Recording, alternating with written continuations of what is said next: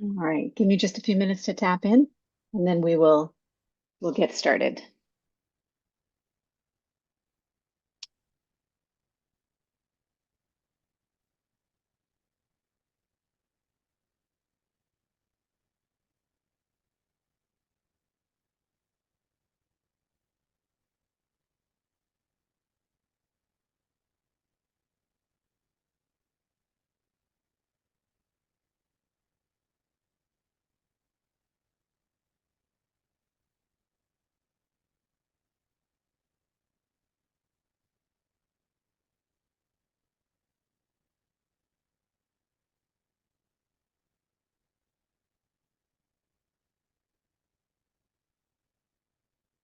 All right, we are ready for your first question. Do you have any recommendations on how we can identify what is best for us, correct for us? Yes, humans have a very challenging experience in the 3D world where thoughts become a challenge of more like a maze to you, where you spend much time sorting through your thoughts. In order to choose the right path, you need to figure out a way to relieve yourself of these challenging thoughts. In effect, you are making these thoughts more important than the choice itself.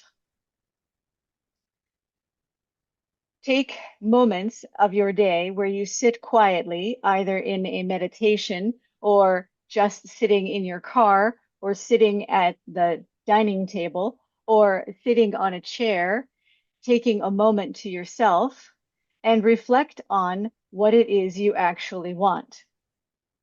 So many humans choose to focus on things they do not want rather than the things they do want.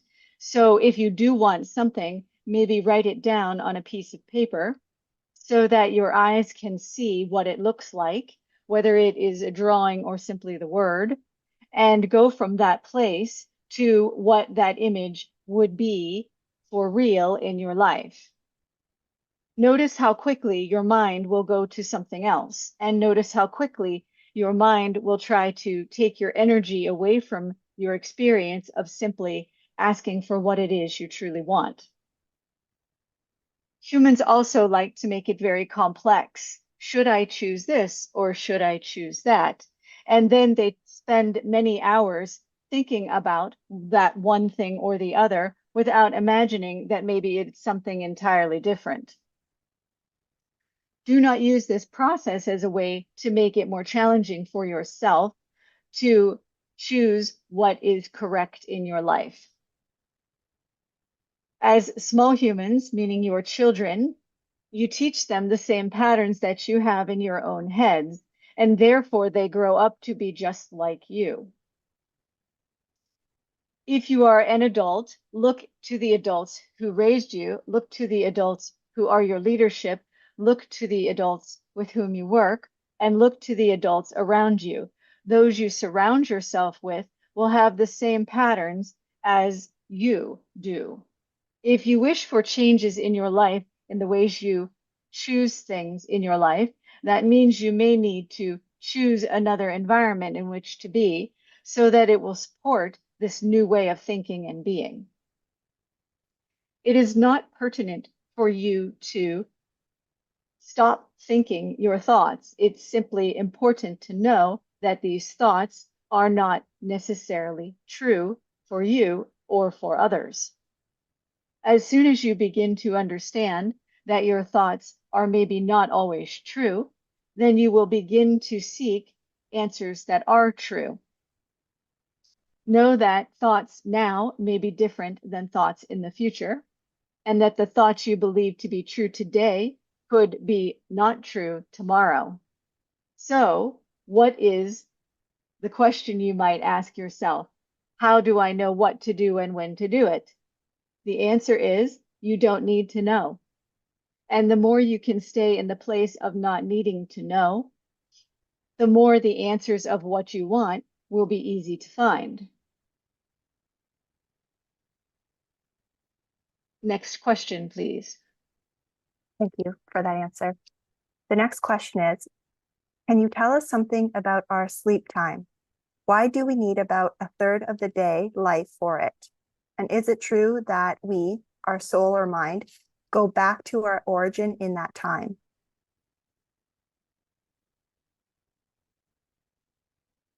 Humans believe they require much more sleep than they actually need.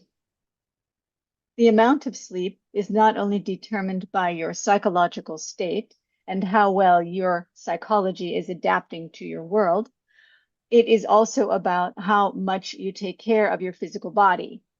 When your physical body is not cared for properly, you will require more sleep for recovery. And if you are in a state of needing more mental, emotional, psychological, or physical recovery, your sleep will not allow you to have experiences whereby you may leave the physical body and its realities behind in order to dream in another place or another timeline. You may ask why it is or how it is that you can require more or less sleep.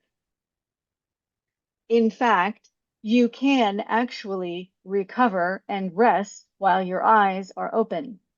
You can recover and rest while you are meditating. You can recover and rest and become anew in times when you feel you are awake. That is because you can choose to focus your attention on or asking with intention, asking your body to recover itself little by little during the day. Instead, you focus your attention on unwanted and unneeded thoughts. You focus your attention on experiences that are unwanted and unneeded in your reality, which then triggers a series of chemicals in your body that requires your cells more time for recovery. Try this. Try sleeping less. Try setting your alarm for less sleep so that you can practice your recovery in your waking time. This is not to say that you do not need sleep at all. In fact, the human body in your 3D reality does require sleep. It requires that your body shuts down like a computer and it refreshes and recovers. The amount of sleep that you need is entirely determined upon the experiences that you are having, how you process those experiences,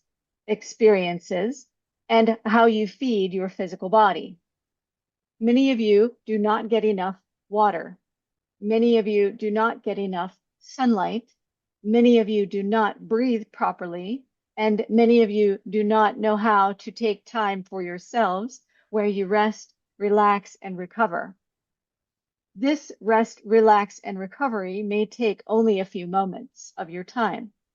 If you do that little by little throughout the day, you'll find that you require less sleep. In addition, and as we have discussed in previous talks, many of you have addictions to things that drain your energy, much like a vampire drains blood. You allow your energy to be drained with thoughts, experiences, and addictions, and you waste your time and energy on things that do not matter. These habits are created in your childhood. They are then perpetuated through your education system, and then they are validated in your social media and on your televisions and in the electronics that you also dearly love to engage in on a moment-to-moment basis. We are not suggesting that you eliminate these things. We are not suggesting that you go out into the woods and disappear from your life and the people around you. Isolation is not the answer to what you seek in terms of rest and recovery. Temporary bouts of restoration in isolation could be good for you. However, on a long-term basis, it is actually not healthy for the human because humans are social creatures and your transformation and change often happens in a social context.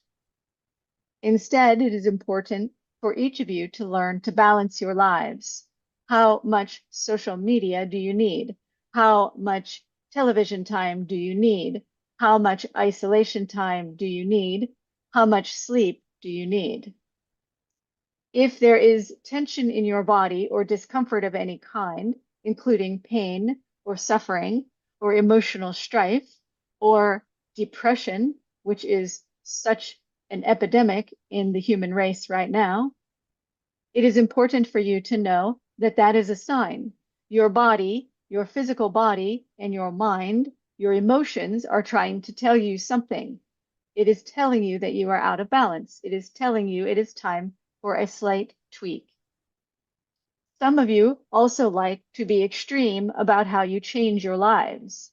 This is no different than staying in a depressed state or a state of pain and discomfort in your mind, because when you do too much to try to change, then you are in effect doing exactly what it was when you were doing nothing. There is a balance to all things in your life. If you wish to ask me specific questions about you in your personal challenges, you may do so now. That would mean, as an individual, you will need to ask us this question in this format right now today by speaking with your own voice.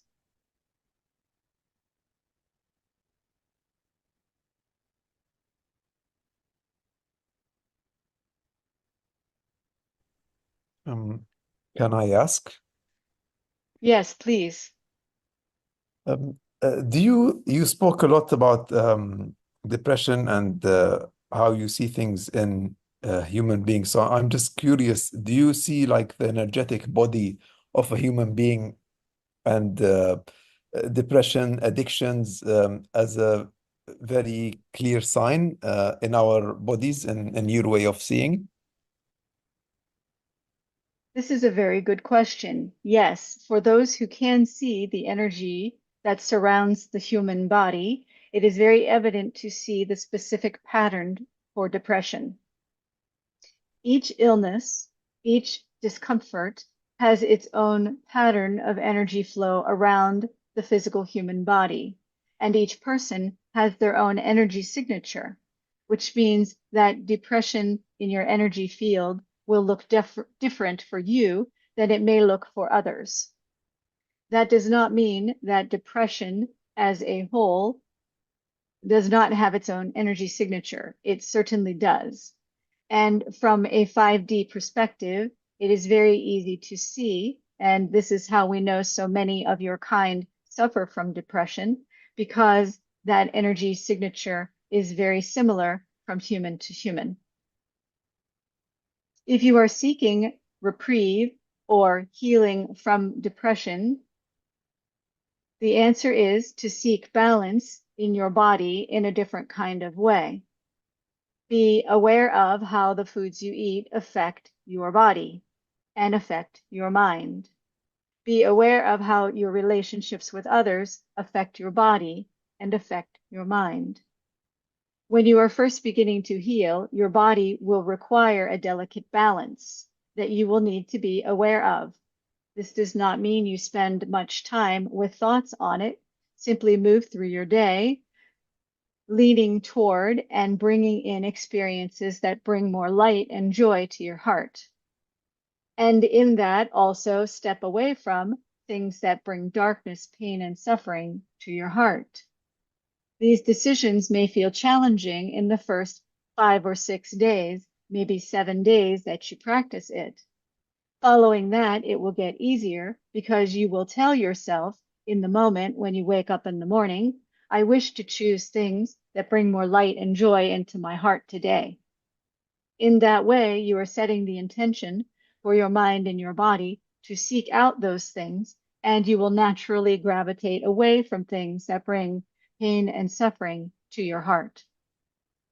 Would you like me to clarify more, Or are there other questions you would like to ask us as a group?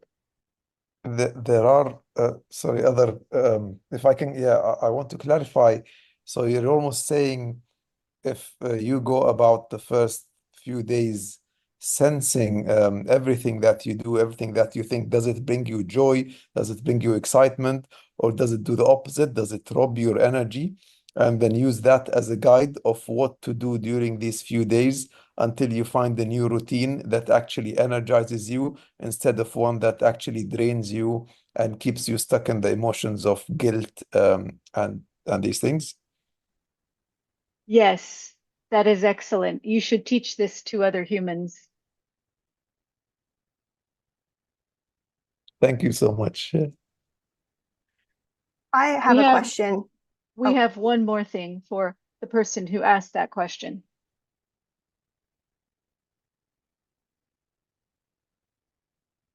The environment in which you work does not support this process in which you are currently seeking to change yourself.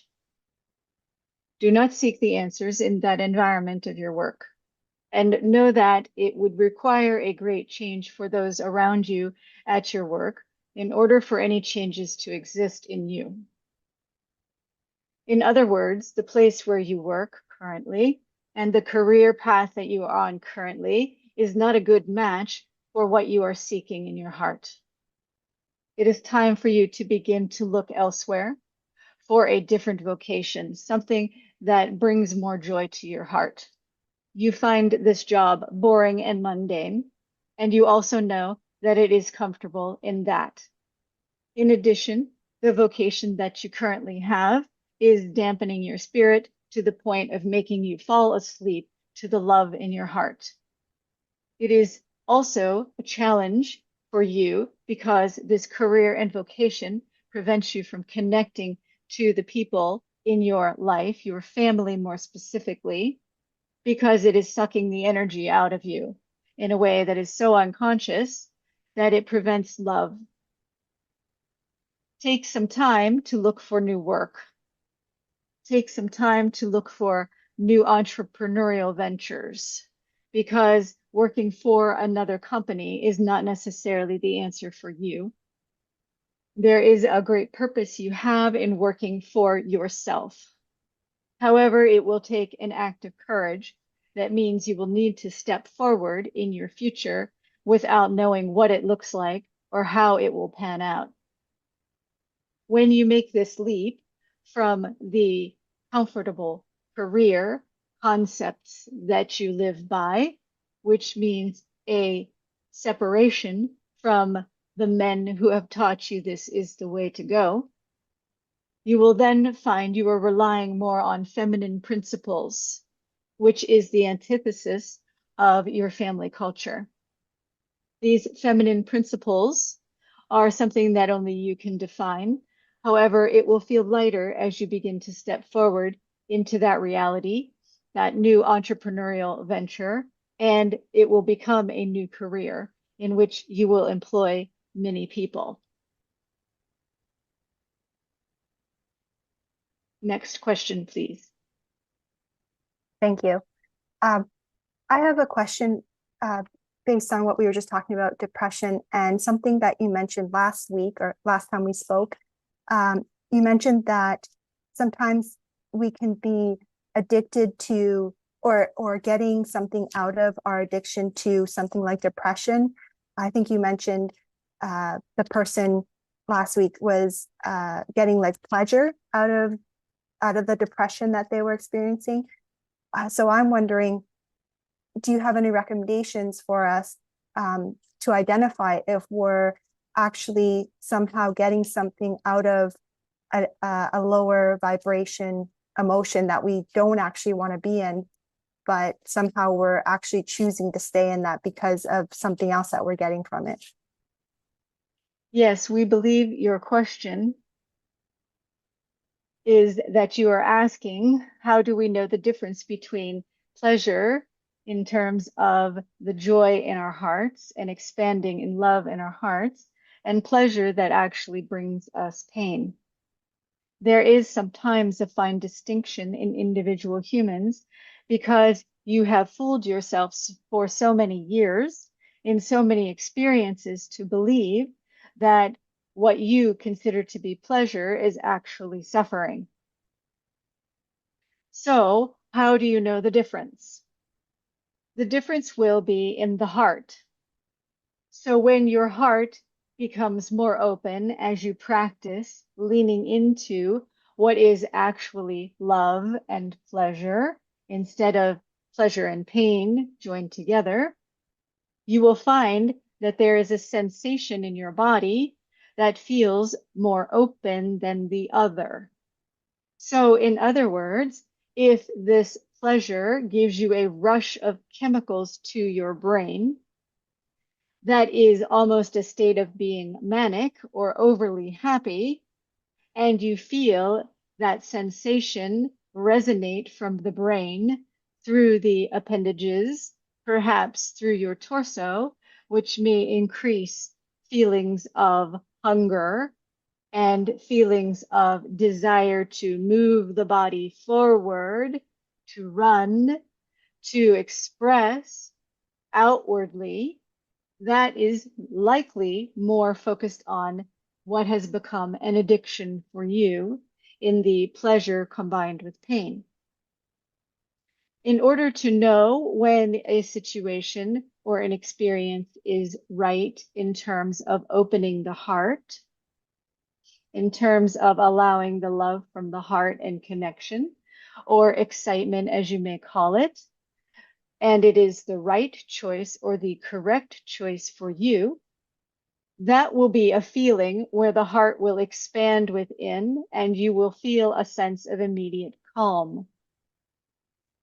Can you sense the difference in yourself as we speak? Meaning there is a sense of manic feelings with joy where you need to rush outward from the body or energy rushes outward from the body. That is addiction. That is associated with pain or discomfort. And the other is a sense of calm, a sense of knowing, a sense of my heart feels more warmth, my heart feels more inward expansion, and my body feels a sense of calm in a resting state. Does that clear it up for you enough, or would you like me to clarify more, or would you like to ask us a different question? That helps a lot. It clarifies it a lot for me. Thank you. As The you can next, see, it is important for you to understand your perceptual states more than your thinking state. Your perceptual state is a state in which all 5D energies exist. So, perceptual state means that relying less on your head and your thoughts becomes more important. And the more you learn to trust your perceptual states over your thinking states, where your thinking states trigger that chemical reaction in your body for action, movement, activity, it is considered what we perceive fight or flight, even if for you it may feel like pleasure. When coming from a human perceptual state, meaning that you feel it in the heart and you feel it in the physical body and the extremities where it's an inward focus, you will notice that it changes your day-to-day activities to being more calm. And this goes back to that recovery state we were discussing earlier, where you are actively recovering in every moment of your day, and it becomes easier for your body to be recovered as you move through your day, which requires less sleep. So we are trying to show you how these thoughts are all connected. These questions are all connected. Next question, please. thank you. Going back to that question about sleep, that this person also wanted to know, why do some people remember the dreams and others not? Is it better to remember?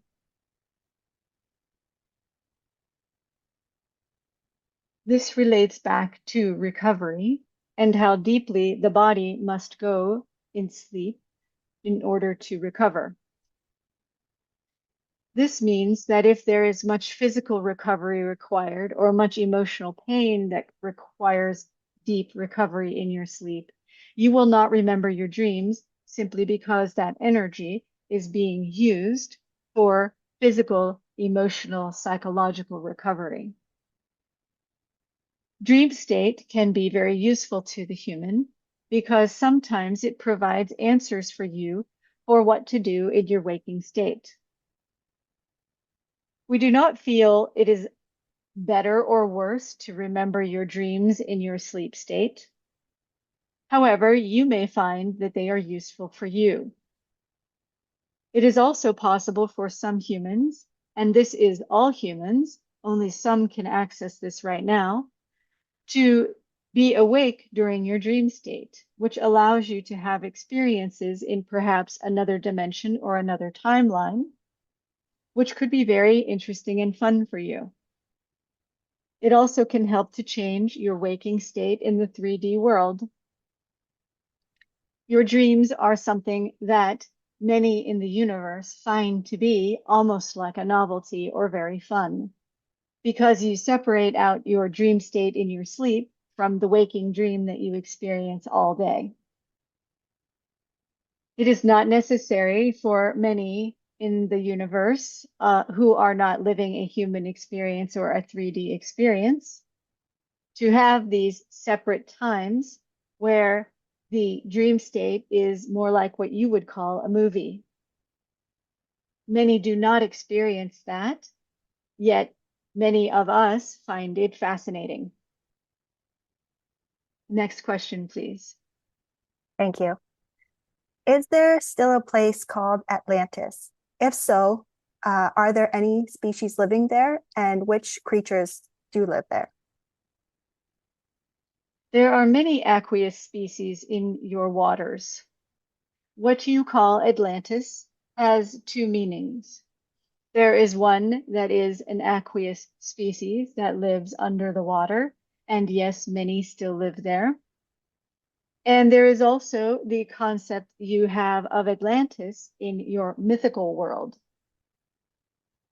The mythical world is a creative state of your collective unconscious for human beings only. And that story has relevance to the collective human, whereby a species existed above the ocean and then it sank beneath. And that story is part of the human unconscious collective thought. You may use that story of Atlantis in the mythical realm of your collective unconscious as a form of helping great numbers of people heal at once. In order to explain that more, we would like for you to understand that there are multiple dimensions within the human realm where you are doing healing on yourself in your internal world. It also triggers a response, much like the chemical responses in your physical body, into the collective unconscious. So as you heal, if you focus your intention on that particular story of Atlantis, and it does not mean you need to spend a lot of time doing it, you can send an energy frequency that will reverberate through the collective unconscious for all humans that have any awareness of the Atlantis story. Many of you do not yet understand what we mean by this concept, and we will speak of it more frequently if you so desire, and in future talks, because it is an important way for the planet and for you to understand the way the healing of one becomes the healing of all, or just the healing of many. Going back to the aqueous species that live on your planet, beneath the water, there is a species for which you might apply the term Atlantis. It is not necessarily a species that exists just in the Atlantic Ocean, but in each part of your world, you have oceans where Atlantean beings do live.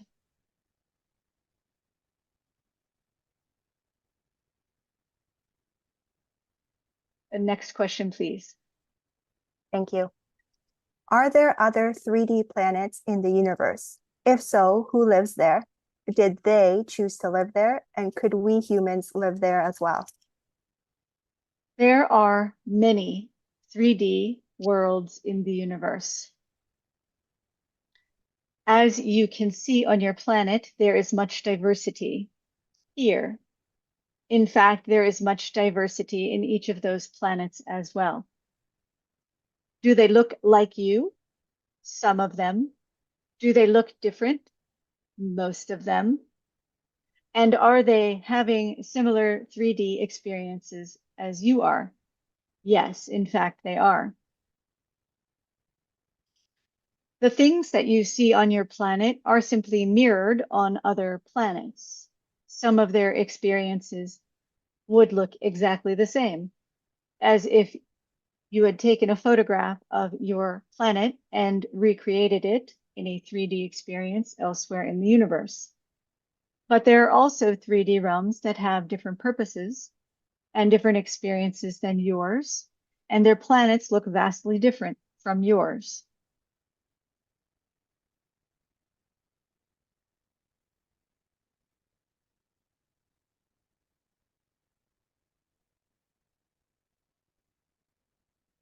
Many of those beings also choose to be there in starseed form because there is repetition in the experiences throughout the universe.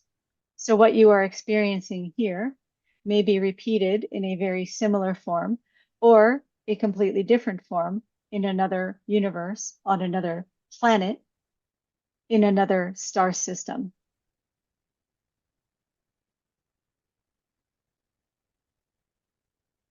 Next question, please.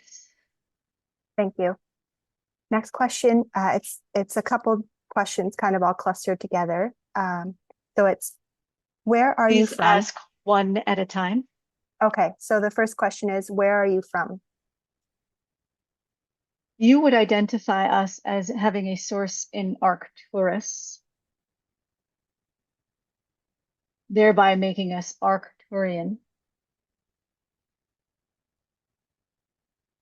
That is the easiest explanation for the human mind. However, we exist in many places. And for humans who require definition, that is probably the best we can give. Okay, thank you. The next question is, why are you here? Do you mean today or in general? I think they mean in general. The easiest way to explain this is to say that just as humans have a purpose and a vocation, so do we. However, ours is more universal than is the Earth, where your purpose is more local. Our general purpose in the universe is one of healing. And we are here specifically because we have chosen this place or have been chosen because there is a symbiotic relationship between the intentions and the needs of humans, as there is for the intention and needs of our kind to fulfill our own purpose or to have our own vocation.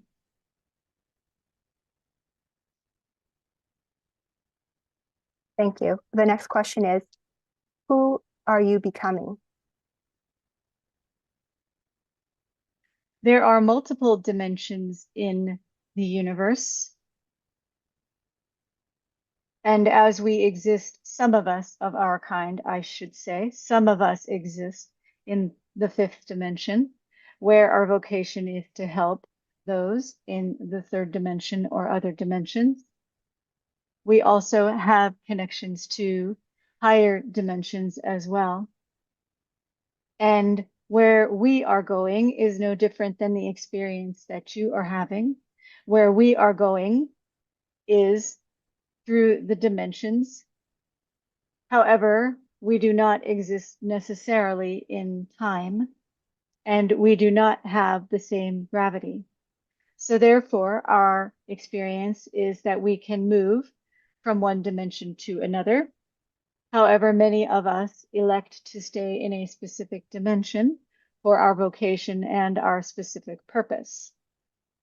For humans, you like to use the word evolution for the change you have from one experience to the next. You may apply that concept to us as well. However, it is not precisely the same, and it is challenging to explain to you because perhaps there are not experiences that you have where you can understand how we can transfer our energy from one dimension to the next without it being a linear experience. Our lives are much greater than yours in terms of length. Our health and vitality is much greater than yours in terms of how much rest we require.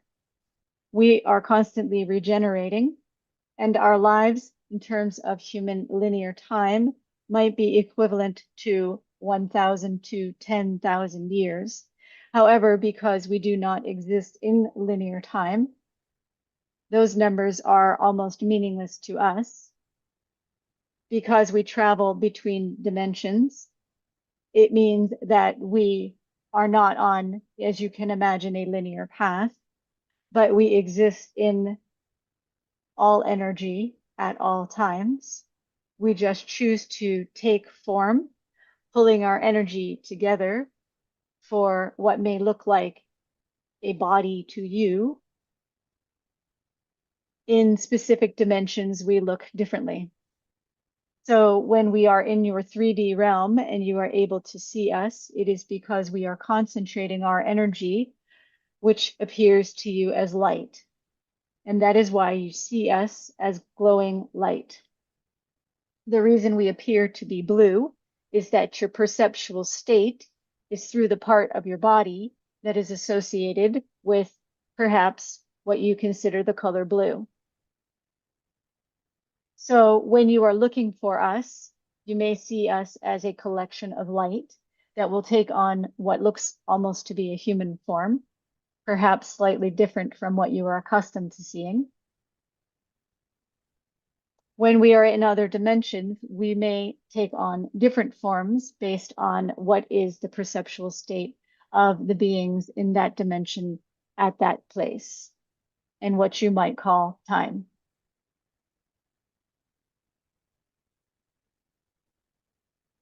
Thank you. On that note, humans have said that they have seen what we term aliens in the past, and they've often described them as being green in appearance. So are they in any way related to yourself, like the blue beings, or are they a different species? Do you have anything to share about that? Yes, you may see different beings in different colors, and there are many beings that come from other places that you might call alien. However, you also have beings on your own planet that do not exist perhaps in the human experience now, and you may see these beings as different colors. The human body, while complex in nature for itself in terms of the living beings on your planet, is not very complex compared to other beings in the universe. And therefore, your perceptual state may go through an energy center that is associated with specific colors. These things, your perceptions of these beings and their colors and the ways they look, will also go through your human filter of your culture, your family experience, your DNA, and all of the encoding that exists in your DNA, and the many lifetimes through which your soul or your spirit has traveled. When seeing beings from other planets, aliens as you call them. The only thing you need to know is how you perceive them may be specific to you. Others may see them differently.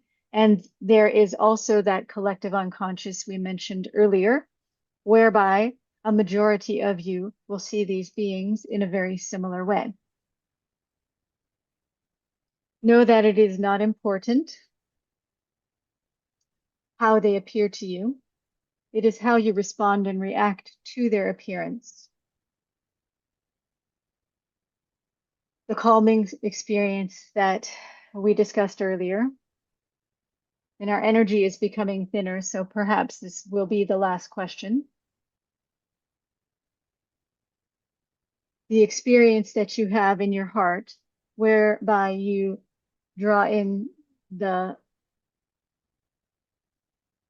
one that excites you, the experience that excites you, or that brings love and joy to your heart. It is the same when you are witnessing beings from other places. The more you can open your heart and be calm in your heart with experiences in your 3D world, the more you will perceive these aliens, because they will permit themselves to be seen only by humans who are accepting of and calm in their hearts. These beings, whether they are green or have large eyes and large heads, as humans like to draw them, which we have to say is entirely accurate. These beings will be seen only by and when humans, as a collective, are able to remain calm.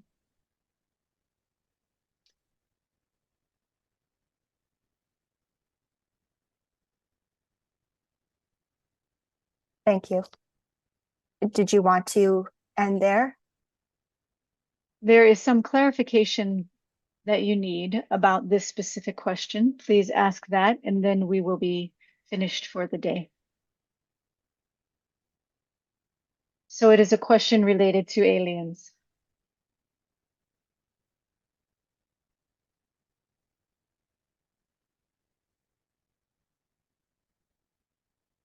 We have the question and we will answer it now.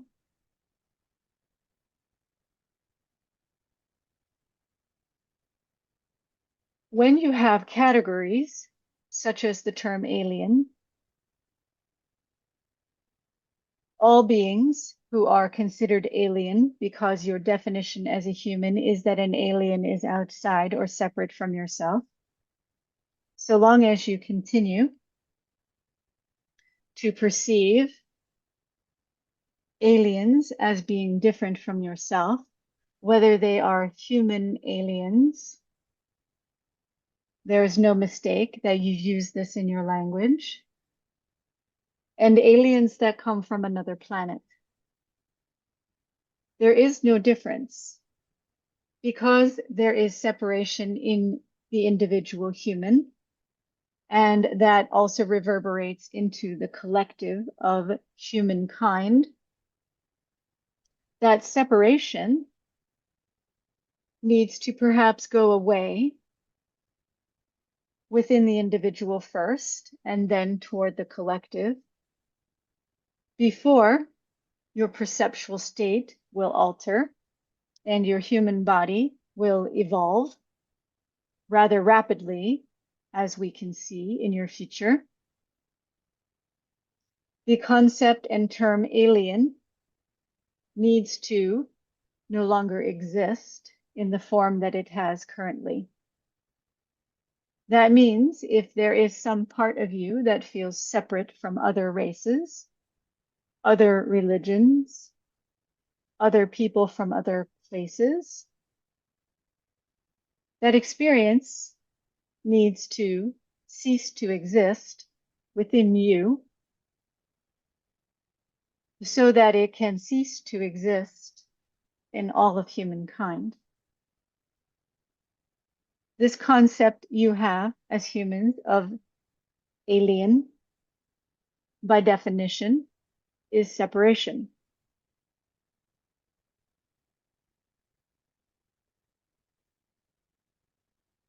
Gently take some time within yourself to begin to unwind your stories, attachments, addictions, and connections to the need you have for being different from one another.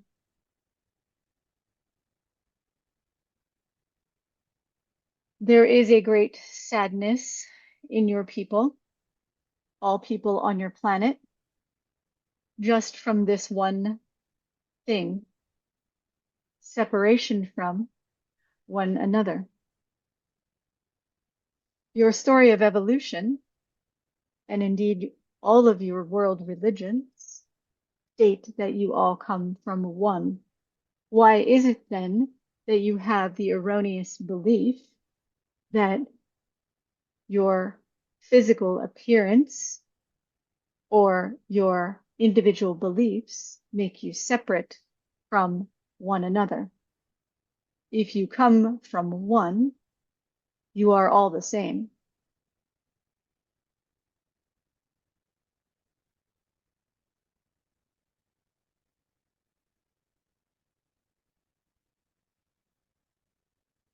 We are complete for today. We want to thank you for your generous, beautiful, and heartfelt questions. It is our pleasure to be here with you. We look forward to seeing you many times in the future, in your future.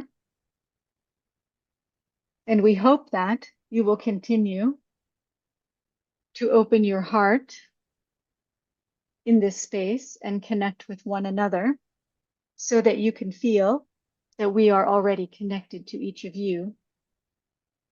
It is our hope that our connection to you expands your connection to us, to one another, and to the possibility of the beauty of your future, of humankind, that it will be connected in a way that will allow much more joy and love to exist in your world.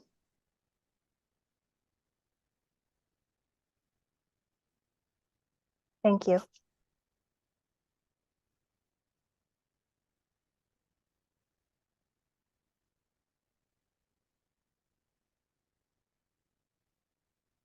Thank you all for being here. Thank you, Jan. I appreciate your time, appreciate your love, and feel the connection the Blue Healers have with each of you. Begin asking for their help more and more. They are so generous and so much wanting to help you.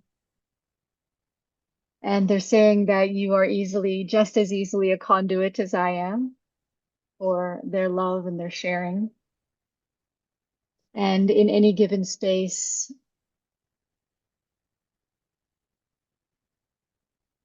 imagine your heart here connecting with them, especially in challenging times.